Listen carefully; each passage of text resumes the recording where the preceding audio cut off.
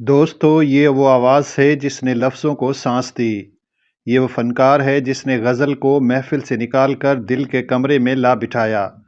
جب بھی اردو غزل کی بات ہوتی ہے تو ایک نام سب پر بھاری ہو جاتا ہے، استاد مہدی حسن۔ لیکن سوال یہ ہے کہ استاد مہدی حسن کی آخری غزل کون سی تھی؟ وہ کون سا کلام تھا جو اس عظیم آواز کے ہونٹوں سے آخری بار ٹپکا؟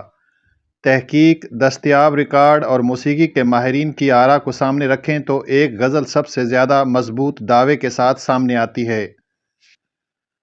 آئے کچھ ابر کچھ شراب آئے، شاعر فیض احمد فیض۔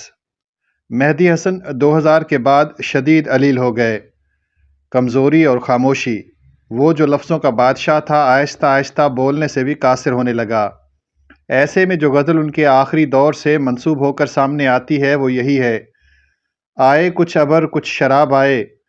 یہ غزل نہ صرف ان کے آخری فکری دور کی نمائندہ ہے بلکہ اس میں وہ تھکن، وہ انتظار، وہ ادھورا پن صاف سنائی دیتا ہے جو ایک عظیم فنکار زندگی کے آخری موڑ پر محسوس کرتا ہے۔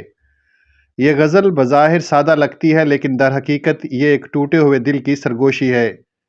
شاعر کہتا ہے کاش زندگی میں کچھ ایسا آ جائے جو اس جلتے دل کو ٹھنڈا کر دے، کچھ بادل، کچھ راحت، کچھ ایسا لمحہ جو زخموں پر مرہم رکھ دے۔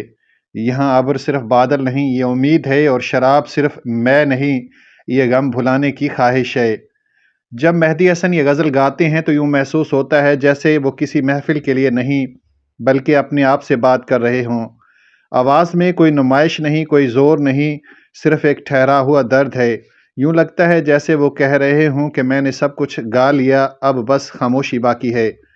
زندگی کے آخری برسوں میں مہدی حسن مالی مسائل، بیماری اور فنکارانہ تنہائی کا شکار رہے۔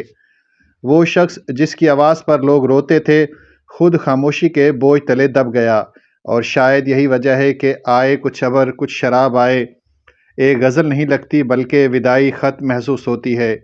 یہ غزل وقت کی قید سے آزاد ہے، اسی لیے آج کی نوجوان نسل بھی اسے سنتی ہے، محسوس کرتی ہے۔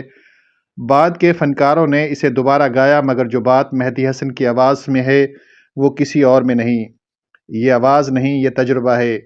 مہدی حسن کی آواز خاموش ہو گئی مگر ان کی غزلیں آج بھی زندہ ہیں، اور جب کبھی آئے کچھ ابر کچھ شراب آئے سنائی دیتی ہے تو یوں لگتا ہے جیسے شاہ غزل آج بھی کسی کونے میں بیٹھا آہستہ آہستہ ہم سے بات کر رہا ہو۔ ناظرین، آخر میں چھوٹی سی گزارش، اگر آپ نے ابھی تک ہمارے چینل کو سبسکرائب نہیں کیا تو محبت کے ساتھ سبسکرائب کر دیں۔ شکریہ، اللہ حافظ۔